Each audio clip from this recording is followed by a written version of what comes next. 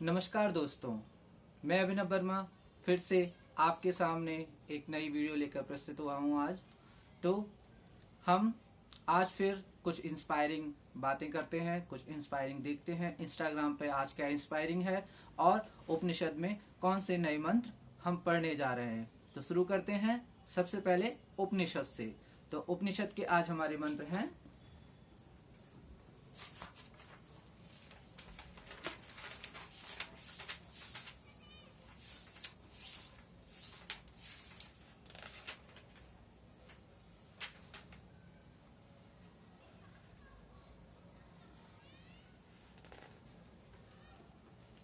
आज के मंत्र हैं, शुरू करते हैं।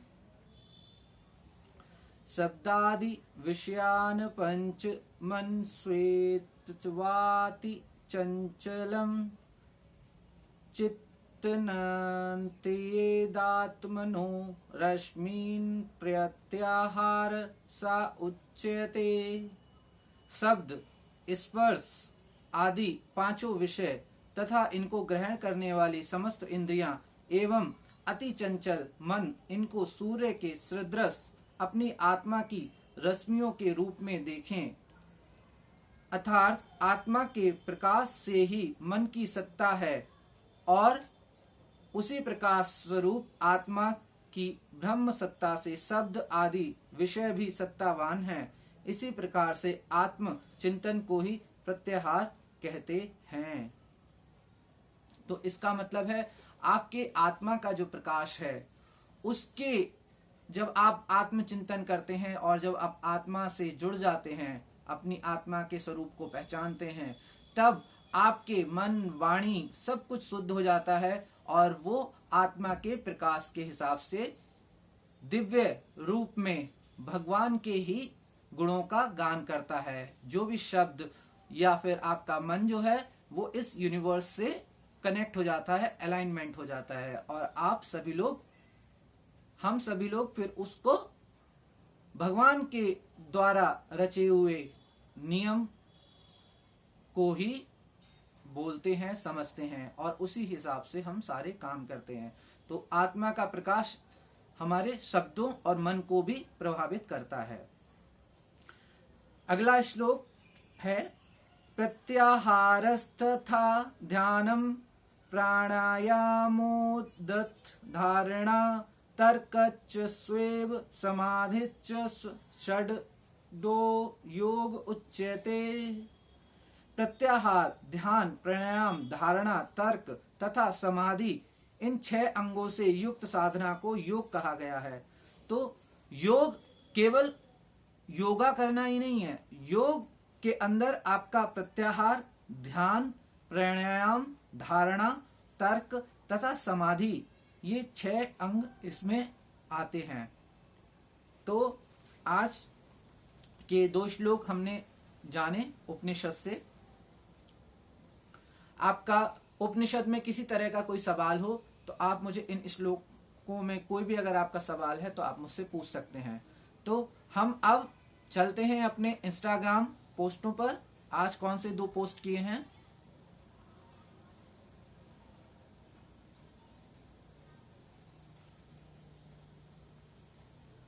मेरी आईडी है idea_guru_life_coach। तो आप मेरी आईडी पे जाके मेरे को लाइक कर सकते हैं, सब्सक्राइब कर सकते हैं और मुझे कोई भी कमेंट या कोई भी बात करनी है तो आप वहां जाके कर सकते हैं। तो आज के हैं 2 पोस्ट, पिक्चर्स डाली हैं जो आप मेरी इंस्टाग्राम आईडी विजिट करेंगे तो वहां जाके देख सकते हैं। बहुत ही सुंदर पोस्ट हैं और बहुत ही सुंदर तस्वीरें हैं। केवल उन तस्वीरों को देख के ही आपका मन मनोहर हो जाता है और आपके अंदर पॉजिटिव एक किरण आ जाती है। तो आप ऐसे पिक्चर्स को अगर देखते हैं दिन में 1-2 बार भी, तो भी आपको काफी कुछ है ना पॉजिटिव चीजें मिलती हैं और उसके ऊपर लिखे हुए विचार पढ़ने के बाद आपका मन और आपका काम काफी पॉजिटिव हो जाता है। तो इसमें लिखा है when you raise your vibration, आप जब अपनी वाइब्रेशंस बढ़ाते हैं, all that is not in alignment जो कि आपके अलाइनमेंट में नहीं है, वो सब कुछ will naturally leave your life, वो सब कुछ आपकी लाइफ से चला जाता है। यानी कि ऐसे लोग, ऐसे मित्र, ऐसे काम, ऐसे विचार, ऐसे शब्द जो आपको आगे सर्व नहीं करेंगे, जो आपकी लाइफ में काम नहीं आएंगे, वो अपने आप स्वतः ही नष्ट हो जाते हैं, खत्म हो जाते हैं, या फिर आपकी लाइफ से कहीं दूर चले जाते हैं। मैंने इस पर लिखा है, प्राण ऊर्जा, life energy always should be high. आपकी जो लाइफ एनर्जी, प्राण ऊर्जा है, वो हमेशा ऊंची रहनी चाहिए। नीड टू बी वाइब्रेटेड, और उसमें वाइब्रेशन होना चाहिए, उसमें एक अलग ही ध्वनि उत्पन्न होनी चाहिए। It's clear all such energy, वो सारी ऐसी एनर्जी अलग कर देता है, क्लियर कर देता है, which is not required any more, जो ज्यादा आगे जरूरत नहीं है जिस एनर्जी की। डू मेडिटेशन, मेडिटेशन कीजिए, एंड योगा, योगा और मेडिटेशन करने के बाद आपका जो एनर्जी है वो एक लाइन में अलाइन हो जाती है, एंड बैलेंस इट, और बैलेंस करती है आपके जीवन को, फॉर मोर बेटर लाइफ, एक अच्छे जीवन के लिए। दूसरा विचार है,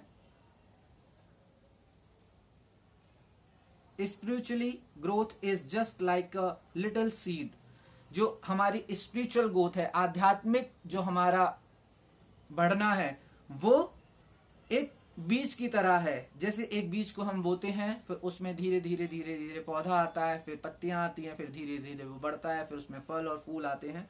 तो वैसे ही it's cultivated, it will grow as it reaches for the light, और रोशनी की तरफ धीरे धीरे वो बढ़ता है। जैसे पौधों का काम होता है, वो सीधे रोशनी की ही तरफ बढ़ता है, तो वैसे ही हमारी आत्मा, हमारा जो स्पिरिचुअल ग्रोथ है, जैसे जैसे जैसे जैसे जहां जहां से ज्ञान प्राप्त करती है, उसका केवल एक ही माध्यम होता है, एक ही लक्ष्य होता है, वो रोशनी ज्ञान की तरफ बढ़ती है। तो मैंने इसमें लिखा है, every seed of spiritual spark energy, जो स्पार्क एनर्जी आपके अंदर जरा सी भी एक स्पिरिचुअल स्पार्क एनर्जी जब आती है, तो उसका एक बीज आपकी बॉडी में ऑलवेज ग्रोज आफ्टर कल्टिवेटिंग।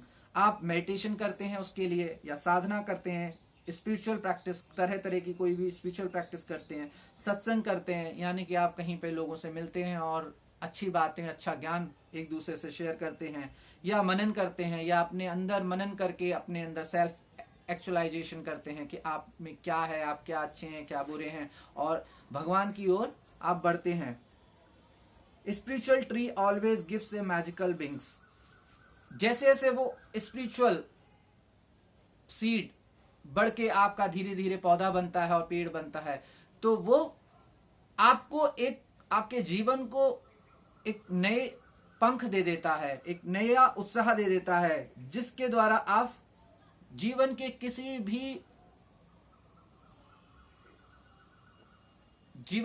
भी माध्यम में, एक्सपेक्ट में, कोई भी तरह का आपका जीवन में किसी भी तरह की अगर आपको रंग देखना पड़ता है जीवन का, कोई भी दुख हो, सुख हो, या कोई भी किसी तरह का है, तो वहां पर वो स्पिरिचुअल ग्रोथ आपके अंदर जो हुई है, वो आपको कहीं ना कहीं आपको उत्साह देती है, आपको एनर्जी देती है, आपको राह देती है, और आपको कहीं ना कहीं मार्ग प्रदर्शित करती है। Always makes a heaven all around yourself, inwards और आउटवर्ड्स बोथ। और वो स्पिरिचुअल ग्रोथ, जो वो स्पिरिचुअल ट्री जो आपके अंदर बढ़ चुका है, चाहे वो कितना भी बड़ा है, छोटा पौधा है चाहे बड़ा पौधा है, कितना भी बड़ा है, उसमें फल लगे हैं या नहीं लगे हैं, कहीं ना कहीं वो स्पिरिचुअल ट्री, स्पिरिचुअल प्लांट आपके अंदर, सेल्फ के अंदर और बाहर, मतलब अंदर की तरफ आपके सेल्फ के, और बाहर की तरफ आपकी बाहर की दुनिया और आपके अंदर की दुनिया, दोनों को रोमांचित करता है, दोनों को ही काफी लाभ पहुंचाता है। तो आज की ये 2 मेरे इंस्टाग्राम पोस्ट रहे हैं, और आज काफी अच्छा दिन है, आज संडे है, और आप संडे आप एंजॉय किया होगा, और आई होप सो। लॉकडाउन है, लॉकडाउन में ये चौथा लॉकडाउन लग चुका है, तो आप इस चौथे लॉकडाउन को भी एंजॉय कीजिए, और नए तरीके से चीज़ों को करने की कोशिश कीजिए, और नए तरीके से जीवन को समझने की कोशिश कीजिए। और इस मुसीबत में आप अपने घर पे सुरक्षित रहिए, और गवर्नमेंट की द्वारा दी गई सभी गाइडलाइंस को फॉलो कीजिए, और समय समय पे अपने आसपास सब कुछ अच्छा करने की कोशिश कीजिए और लोगों का साथ दीजिए।